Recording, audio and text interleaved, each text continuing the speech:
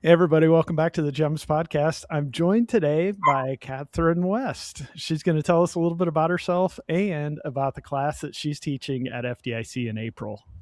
Kathy? Thank you. Um, I am Katherine West, and I have been involved with fire and EMS, bringing infection control into this work discipline since actually 1978. Tell by the hair color. But before 1978, there was nothing in the literature relating infection control to fire and EMS. And I can back that up by saying I paid the National Library of Medicine to do a 10-year search of the literature. And at the end of 2 weeks, they called me and said, "We don't know what to say. We can't find anything." And so that was the beginning of doing oral presentations and starting articles. And then that led to book chapters in textbooks. And it's continuing to evolve, let's put it that way. There's still a lot of departments across the country that unfortunately are not meeting the education and training requirements on infection control. I did a survey in 2018 that was published in GEMS actually in 2014, which showed bare essentials that providers need to know and understand are not being presented in new hire training or in annual update training. Part of that actually is because of the rotating of positions in departments. So it's a great thing to do that and have people have a full awareness of everything and jobs involved in their departments. But we need to make sure that they're prepared to teach the information. And that's just not happening. And that's a concern because misinformation is still continuing to be shared. You know, a new trainer comes in and they know not what to do. They pick up what whoever was in the position before them, don't validate it, don't update it, and the same information continues on.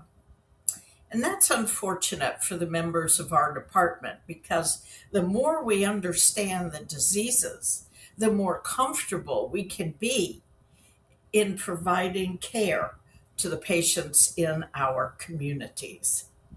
So, meeting not just because OSHA requires the information be given, but to help the members of our departments understand they are not at high risk for these diseases.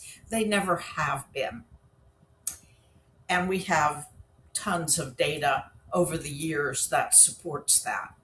And so we need to help them feel comfortable in providing care and have an understanding that they're not going to take things home and give them to their families. A very unfair mental thing to plant in people's minds. That's where the designated officers come in, that they are in charge of making sure that if an exposure occurred, that the exposed employee gets good counseling and proper care. So they're going to be looked after, and it's important that they have an understanding of how the system works in their department. In my presentation at FDIC, I'm going to present what annual update training should be like, in that it is to be new and different every single year, and not just departments rehashing the same thing year after year. That's not helpful to anyone. The other benefit of coming to the session on the annual update is that anyone in need of meeting the requirement for annual update training will achieve that by attending the session. And then they will get a certificate that says that they did so. So we have two pluses for coming to the presentation. And you're going to get really new information that I think will be helpful in understanding where risk is in the world of today. And that, yes, there's risk for contracting diseases, but it's not high. And we can do post exposure follow up. So I hope you will join me on April the 24th at 10:30 in the morning and spend some time. You'll have a real good opportunity to pick my brain, and I welcome it. So I hope to see you there. Awesome. Yeah, we can't wait to see you in Indy in April. And you gave some great reasons for why people need to be there, especially being able to fulfill those training requirements in a new and engaging sort of way. So we're excited to have you there, and we'll see you in April.